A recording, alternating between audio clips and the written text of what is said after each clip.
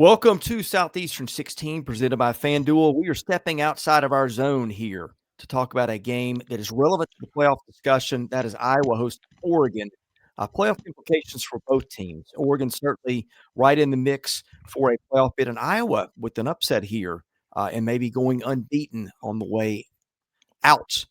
Could be in that discussion too. We'll talk about that momentarily, but we'll remind you that we are brought to you by our friends at GameTime SIDEKICKS, which makes this wonderful 40-ounce tumbler from which I drink every week. They make licensed stainless steel drinkware, all SEC schools, 350 other universities, stainless steel sippy cups, tumblers, 40-ounce bottles, shaker cups, SE16. Get you 20% off your entire order at GameTimeSidekicks.com. Brian, we'll talk Oregon first before we will get into Iowa. Just some numbers here for the Ducks that stand out. They just are so efficient on both sides of the ball. Oregon is averaging 41.3 points, 7.4 yards per snap, 6.7 yards per rush on sack-adjusted rushing plays. The defense just as good, if not better, averaging 13.5 points a game, 4 yards a play, 3.8 on true rushing plays, 4.4 on passing plays with sacks added into that number, taken out of passing yardage. Dante Moore, their quarterback, has been at the talk of the Heisman race. Dan Lanning has got a really, really good team with just one blemish on its schedule so far. That's the loss to Indiana, which frankly would happen to a lot of teams this year. Yes, it would.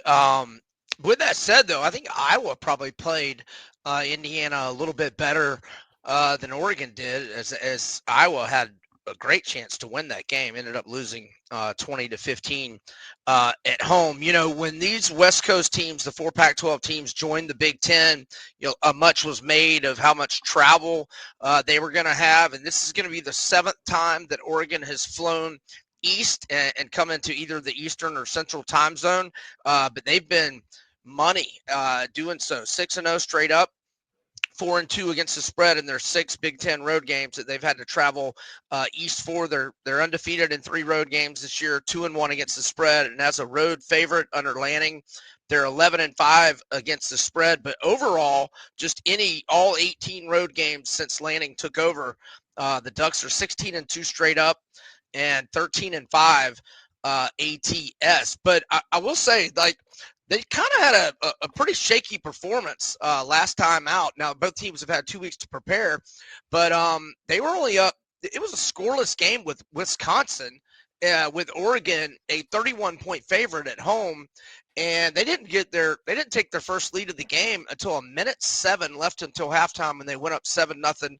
Now they scored early in the third to make it 14-0, and it ended up being a 21-7 final, but Dante Moore, less than 100 yards passing. It was just kind of a shaky performance. So 2 out of their last 3 games have not been their top performances. The loss to Indiana and a non-cover against Wisconsin.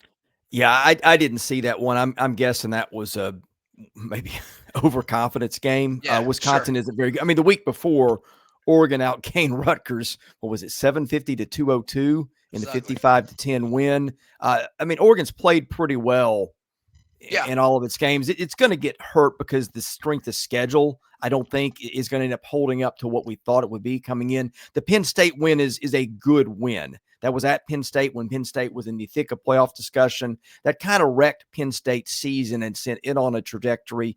Oklahoma State should have been better. And even Montana State, that's probably the best FCS team that anybody's played this year. That's going to go unnoticed. But there are some things here kind of in Oregon's defense. They've been really good all season for the most part, except for that game. And, the Indiana loss, even there, Indiana's a team that debatably the best team in the country. But let's talk Iowa for just a minute. I feel like it's copy and paste with Iowa every year. Some numbers on there: 31.3 points scored, 13.1 allowed, 5.1 yards per offensive snap. That's 5.2 on true rushing plays, sack adjusted. And they've given up 4.5 yards a snap, 3.8 on true rushing plays, 5.1 on true passing plays. Iowa doesn't really turn it over. 1% turnover rate offensively, 2.2 it forces on defense. Last week, one of the weirder box score lines of the year, Minnesota falls to Iowa 41-3. Iowa has 13 first downs, but has a pick six and also a punt return touchdown to account for some of those points here.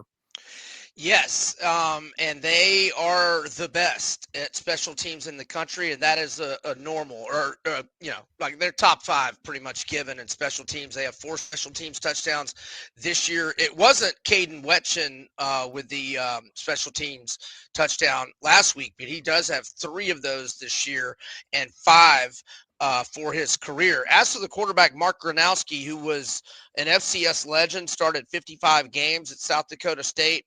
10,309 passing yards and 93-20 touchdown to interception ratio. It hasn't translated into the passing game at the FBS level, as he's only got 946 passing yards and 4 touchdown passes compared to 4 interceptions. But he's a big-time runner, especially down in the red zone. He's got 11 rushing touchdowns, 313 net rushing yards, and averages 4.1 yards per carry.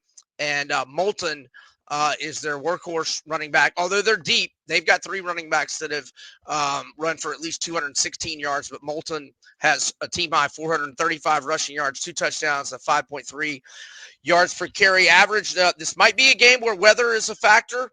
Look, it's Tuesday. I don't really trust meteorologists 5 days out, but per weather.com, 80% chance of rain. Temperatures a high of 51, a low of 29. It's a 3:30 Eastern kick, so it's starting to get dark now around 6. So probably going to be getting dark and colder there mid-ish late third, and 10 to 15 mile hour winds. So any weather, I think, is advantage Iowa, and special teams is advantage Iowa, and probably going to need to have a big play or 2 on special teams if they want to be in this game late. Yeah, we'll get to picks in a minute. Anything else relative on this game? Because, man, this is one of these games where it feels like it's going to be a nail biter based on the way, well, really the way Iowa plays plus the weather here. Well, Iowa's defense just, is going to keep them in most games. Now, is Oregon an offensive juggernaut that on a good day could get some separation from them? And if their offense isn't giving them anything, yeah, that could certainly happen. But I think it's more unlikely being on the road, especially if there is a little weather. But yeah, I mean, you mentioned all the defense stats for Iowa. I mean, they're 4th in the country in scoring D. They only give up 13.1 per game. So, and look, they played an elite top team in Indiana at this venue. They lost 20-15, but they had the lead for good portions of that game and were right there in it to the very end. So, look, I think everybody in the Big Ten knows that you're going to get the Iowa's best shot in Iowa City, and you better come ready to play. A 1-note correction on that Iowa defense, actually better than I thought. 4 yards of play total. So yeah, I mean, just a stingy defense. I think the worst performance they've had all year was giving it 5.7 to snap to Rutgers. That was early in the year, where I think Rutgers was playing a lot better than it is now. But let's go ahead and get into picks and why. You start here, Brian. Oh man, I just got to go with Oregon. I just think too much talent. I'm not looking to lay the 6.5 though. Iowa's tough at home. Like I said, defense will keep them around, keep them in it. And if they get a special teams player or 2, who knows? But I got to go Oregon. Yeah, I am too, just because of talent and the ability to make a play. The weather does concern me. Iowa's ability to calm everything to a halt does too.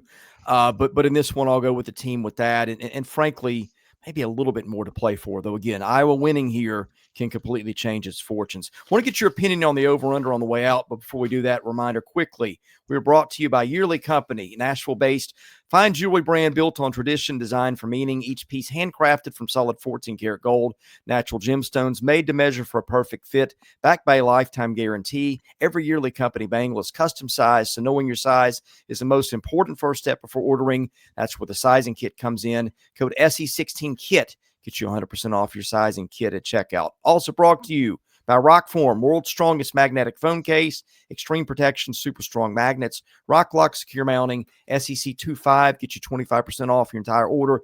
Get the phone case and the vent clip for your car. Thank me on that later. All right, Brian, your opinion on the total as it stands at FanDuel on Tuesday. Yep, 41.5, which is the lowest total of the year for Oregon. It's the Ducks' previous low total was 50 in a game that went under against Northwestern with 48 combined, 34-14 final. But they had their lowest of the year last time out, 44.5 against Wisconsin. Went way under with a 21-7 final, 28 combined. Totals are overall wash for Oregon, 4-4. 4 unders, 4 overs so far this year.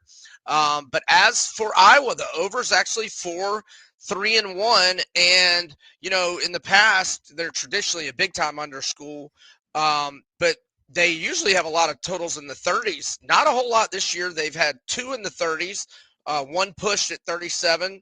The other was 39 and went over. So this is tied for the third lowest total of the season. So I'm thinking over here. Even though we've got 2 of the best defenses in the country, 41.5 is a low number. And, we might get some special teams. It's just super low for Oregon. I mean, Oregon Yeah. a lot of times has totals in the 60s. So I'm just thinking very low for Oregon. And I was, actually showing a profit on the over this year. Yeah. Hey, give me the under here. I just think that Oregon doesn't turn the ball over much. Sometimes it makes Iowa's opportunities a little easier. The cold may grind everybody. I mean, this may be a 13-10 game by the time Could it's be. done. Who knows? But it'll be interesting to watch. Thank you guys for watching Southeastern 16. We'll be here to keep you updated on the playoff picture and all that. We cover SEC football, baseball, basketball at the channel, and some games of interest nationally at other places. Anyway, God bless you guys. Thank you for watching. This is Southeastern 16 presented by FanDuel.